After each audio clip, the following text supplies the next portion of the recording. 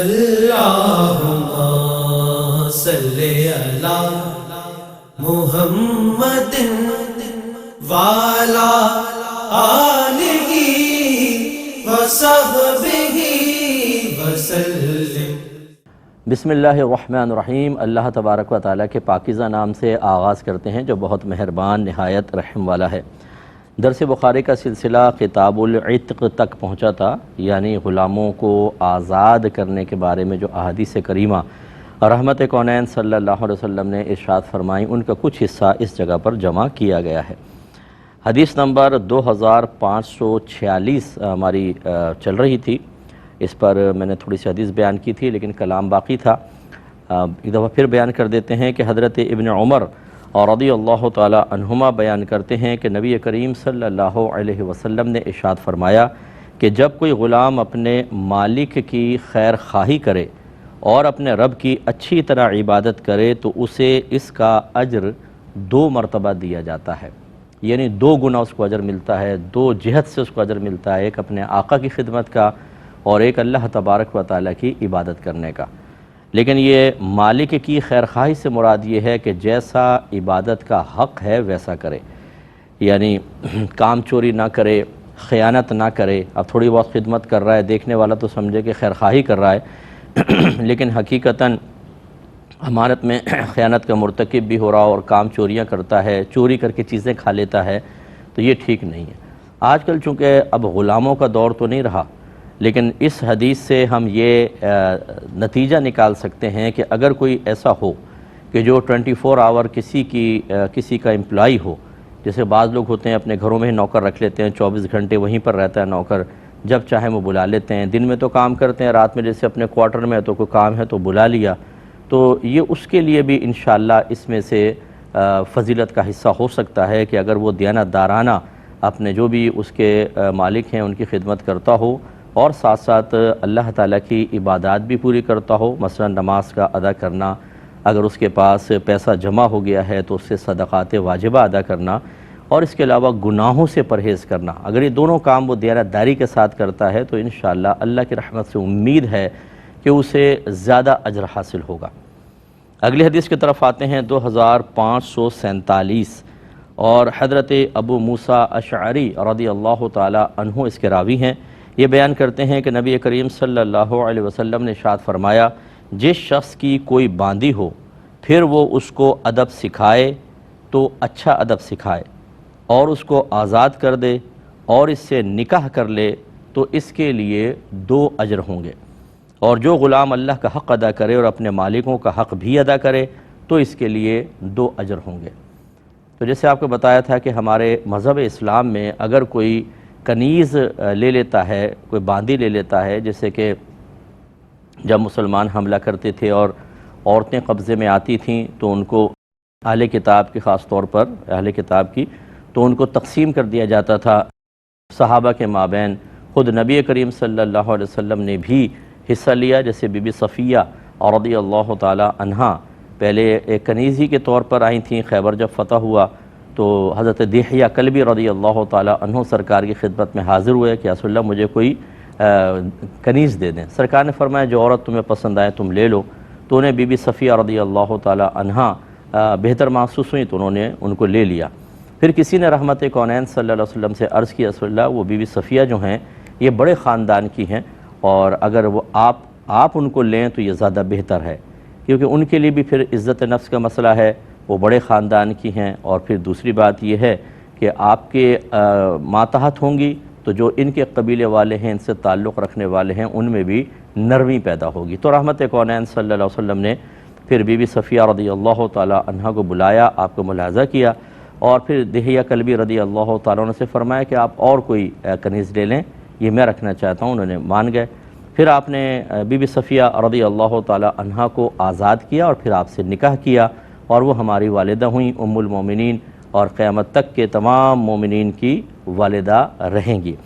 تو یوں پہلے زمانے میں اس طرح ہوتا تھا۔ اچھا، اب یہ ہے کہ جب تک آقا باندی کو رکھتا ہے، باندی کی حیثیت سے وہ اس سے نکاح نہیں کر سکتا، اور یہ بھی میں اس کی تفصیل بیان کر چکا ہوں کہ بعض لوگ مطلب اپنے عقلی اعتبار سے اعتراضات کر دیتے ہیں کہ جی یہ کیا بات ہوئی، کنیز سے بغیر نکاح کے آقا کا جسمانی تعلق قائم کرنا جائز ہو اور جو بچہ پیدا ہو وہ بھی بالکل حلال اور طیب کہلائے اور اس کا نسب آقا سے ثابت ہو، تو پھر یہ نکاح کے بغیر کیسے صحیح ہے؟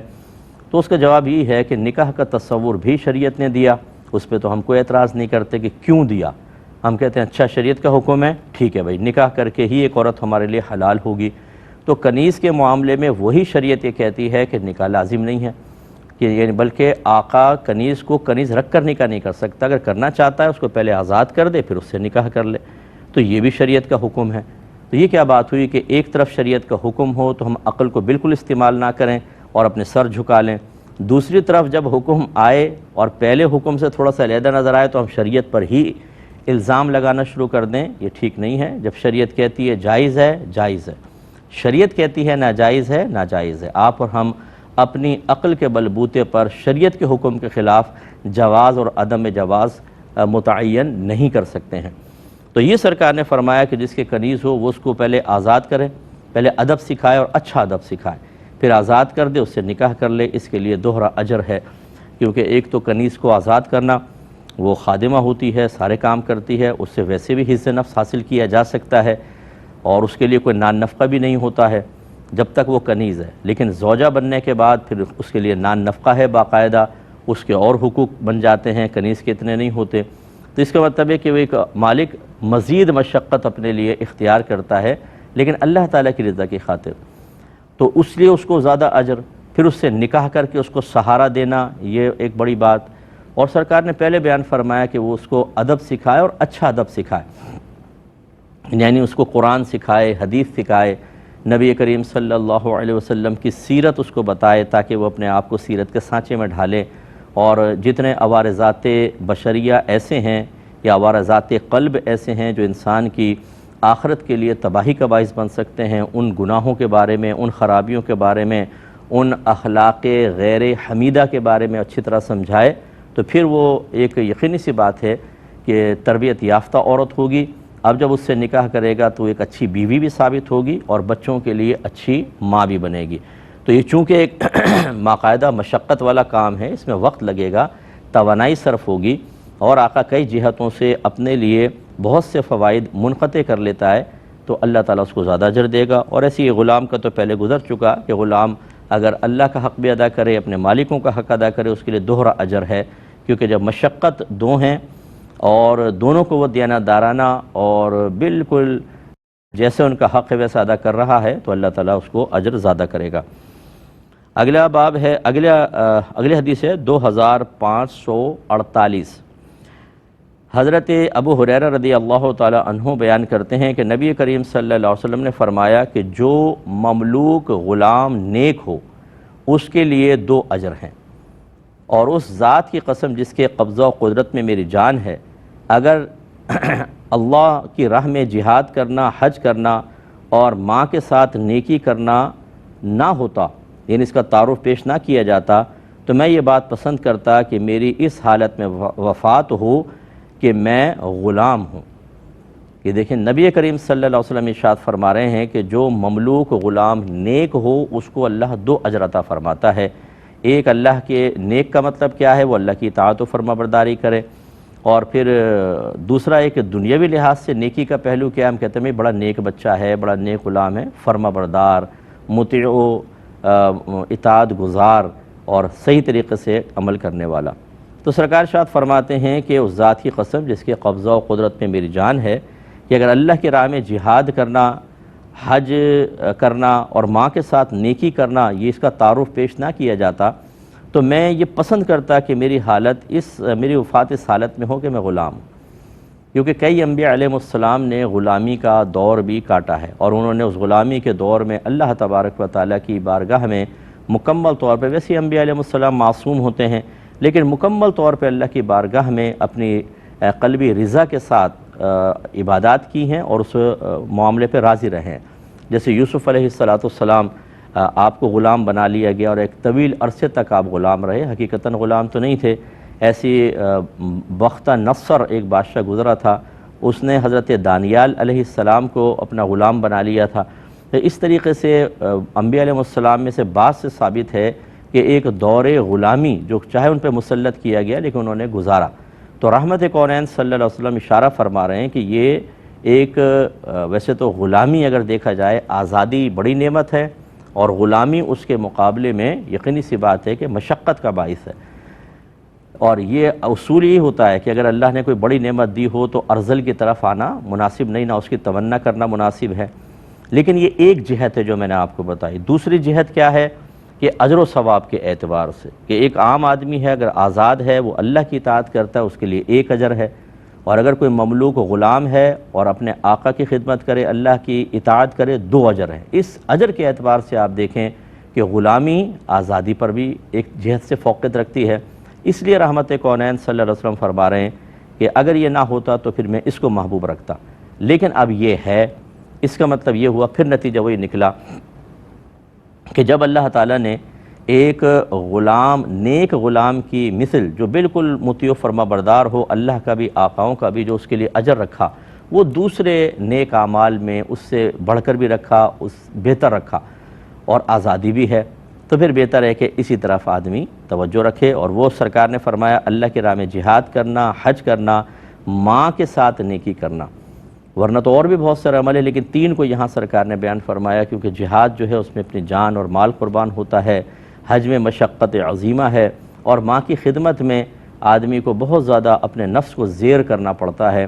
جبکہ خاص طور پہ ماں باپ بوڑھے ہوں تو تھوڑا سا چڑچڑے ہو جاتے ہیں، بیماریاں وغیرہ ہو جاتی ہیں، وہ زیادہ توجہ کے طالب ہو جاتے ہیں. اور ایک نوجوان جو ایک مصروف زندگی میں ہے، بیوی بچوں کو بھی ٹائم دینا ہے، کاروبار جاب پر بھی، اس کے ساتھ ساتھ اپنے ماں باپ کی کفالت بھی کر رہا ہے، تو لازم بات ہے کہ اس میں اس کے لیے مشقت زیادہ ہے. اس لیے سرکار نے ان اعمال و افعال کو خاص طور پہ ذکر کیا. ورنہ تو نماز بہت افضل عبادت ہے. تو اس کا مطلب یہ ہوا کہ بعض اوقات چند مخصوص چیزوں کا ذکر کر دیا جاتا ہے، لیکن یہ مراد نہیں ہوتا ہے کہ جن کا ذکر نہیں کیا وہ سب ان سے کمتر درجے کی ہیں اور بیکار ہیں. تو ذہن میں رکھیں. لہٰذا اب ہونا کیا چاہیے کہ اللہ تعالیٰ نے ہمیں آزاد پیدا کیا، اللہ تعالیٰ کا شکر ادا کریں. ان جگہوں پر غور کریں کہ جہاں بظاہر مسلمان اسلامی اعتبار سے تو آزاد ہے، لیکن دیگر معاملات میں ایک غلام کی سی حیثیت گزار رہا ہے. مشقت ہے، ظلم ہے، جان کا خوف ہے، مال کا خوف ہے، عزت و آبرو کے چلے جانے کا خوف ہے. اور بعض جگہ یہ تمام خوفوں سے اللہ تعالیٰ نے مسلمان کو پاک و صاف رکھا ہے. تو اللہ کا شکر ادا کرنا چاہیے. اور پھر جب اللہ کا شکر ادا کر لیا ہم نے احساس نعمت کر لیا، تو پھر ہونا کیا چاہیے؟ ہم اللہ تعالیٰ کی اطاعت کی طرف آئیں. کہ جب نیک غلام اللہ کی بھی اطاعت کرے اپنے مالک کی تو دوہرا اجر پاتا ہے. اب ہم کسی اور کے غلام تو نہیں ہیں، لیکن اللہ کے بندے تو ہیں، اور اللہ تعالیٰ نے ہمارے لیے نیک اعمال و افعال رکھے ہیں، تو ہمیں پھر اس طرف آ کے اپنے رب کو راضی کرنا چاہیے. اس کے فرسٹ سٹیپ ہوتا ہے علم دین کا حصول. سب سے پہلے ہمیں فرض علوم سیکھنے چاہیے جن کا تعلق عقائد سے ہوتا ہے، احکام شرع سے ہوتا ہے. ان احکام شرع کا تعلق طہارت ہے، نماز، روزہ، حج، زکوٰۃ، صدقہ فطر ہے. پھر جو ہمارے مالی لین دین ہوتے ہیں، تجارت ہے، مداربت ہے، شرکت ہے، جہاں پہ بھی انویسٹمنٹ وغیرہ کرتے ہیں، کرائے پہ اشیاء کو لینا دینا. پھر حقوق زوجین ہوتے ہیں، میاں بیوی کے تمام آپس کے معاملات، وہ نان نفقے کے اعتبار سے ہوں، تربیت اولاد کے اعتبار سے.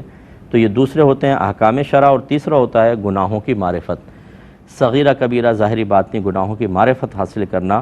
یہ 3 علوم کا حاصل کرنا فرض ہوتا ہے. علم العقائد بما دلائل، اسی طرح احکام شرعیہ عملیہ کا علم، اور تیسرا صغیرہ کبیرہ ظاہری باطنی گناہوں کا علم.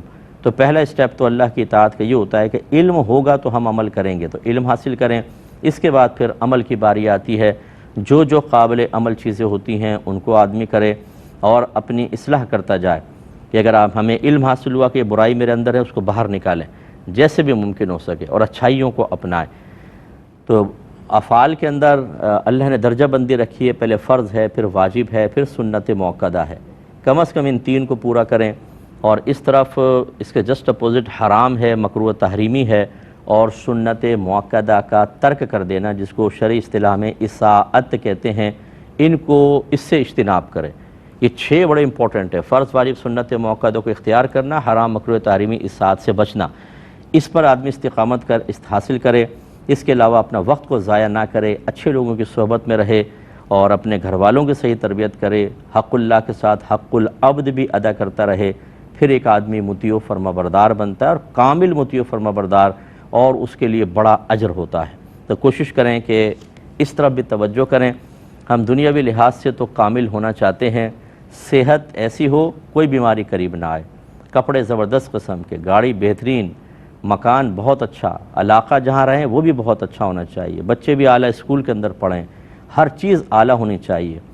تو کردار، اخلاق، اللہ کی بارگاہ میں مقام و مرتبہ، یہ بھی تو اعلیٰ ہونا چاہیے، اس کے بارے میں بھی ہمیں غور کرنا چاہیے۔ لیکن ہم نے دیکھا ہے کہ اخروی امور میں اکثر ہم قناعت پسند ہو جاتے ہیں اور دنیاوی معاملات میں سب سے آگے بڑھنے کی کوشش کرتے ہیں۔ تھوڑا سا ہمیں اپنے رویوں پر غور کرنا ہوگا۔ اگلی حدیث کی طرف آتے ہیں، 2549 نمبر حدیث پاک ہے، اور حضرت ابو ہریرہ رضی اللہ تعالی عنہ اس کے راوی ہیں۔ ابھی دیکھیں امام بخاری بار بار ایک ہی جیسی حدیث کو لا رہے ہیں، صرف راویان حدیث کے مختلف ہو جانے کی بنا پر۔ حدیث وہی ہے، سرکار نے فرمایا تم میں وہ شخص کتنا اچھا ہے جو اپنے رب کی بھی اچھی طرح عبادت کرتا ہے اور اپنے مالک کی بھی خیر خواہی کرتا ہے، یعنی وہ غلام۔ تو یہاں فرمایا اپنے رب کی بھی اچھی طرح عبادت کرتا ہے، یعنی اپنے رب کا اچھی طرح حکم مانتا ہے، نافرمانی والے کاموں سے بچتا ہے۔ یہ کوئی معمولی چیز نہیں ہوتی۔ ہمارے بعض احباب جو ہیں، شاید ایسی کوئی بہنیں ہوں، شاید ایسے کوئی بھائی ہوں، ایسے کوئی ینگسٹرز ہوں، ایسے کوئی کولیگس ہوں کہ جو دوسروں کا مذاق اڑاتے ہیں۔ اگر کوئی شخص داڑھی رکھ لیتا ہے، کوئی بچی برقع پہن لیتی ہے، کوئی نمازی بن جاتا ہے، آپ غیبت کرنے لگے، وہ کہتا ہے نہیں یار غیبت اچھی چیز نہیں ہے، میں غیبت نہیں کروں گا۔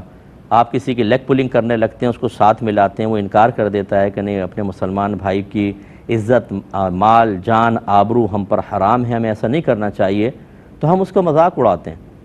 ہم بعض اوقات اسی کے دشمن بن جاتے ہیں، ہم اسے اپنی عنایات سے محروم کر دیتے ہیں، نقصان پہنچانے کا موقع ملے تو اس سے پیچھے نہیں ہٹتے۔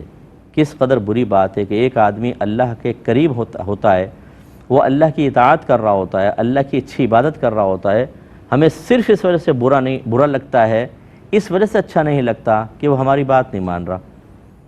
اور بعض اوقات یہ تو ایک شیطانی، میں کہتا ہوں کہ آدمی کا طرز عمل ہوگا کہ اگر کوئی نیک بنے تو ہمیں غصہ آ جائے، اور ہمارے ساتھ گناہوں میں تعاون کرے تو ہم کہیں شاباش بیٹا شاباش۔ تو یہ تو پھر ادھر میرے خیال میں ابلیس اور شیطان کو آنے کی حاجت نہیں ہے، خدا نہ خواستہ ہم ہی اس کا کردار ادا کر رہے ہیں۔ تو کوئی ناراض نہ ہو ہمارے بھائی بہن، الفاظ شاید آپ کو سخت محسوس ہوں تو میں معذرت کرتا ہوں، لیکن آپ کو غور کرنا چاہیے، ہر ایک کو غور کرنا چاہیے۔ اور اس طرح کے کردار ہر جگہ ہیں، آفیسز میں، فیکٹریز میں، اسکولز میں، کالجز میں، یونیورسٹیز میں، گھروں میں، خاندانوں میں، محلوں میں، حتیٰ کہ مسجدوں کے اندر۔ اور وہ ہر روپ میں ہو سکتا ہے، وہ استاد کے روپ میں بھی ہو سکتا ہے، وہ ماں باپ کے روپ میں ہو سکتا ہے، وہ باس کے روپ میں ہو سکتا ہے، یعنی روکنا لوگوں کو نیکی سے اور شیطان کی اطاعت کی طرف مائل کرنا۔ اللہ تعالی ہم سب کو سمجھنے کی توفیق عطا فرمائے، آمین۔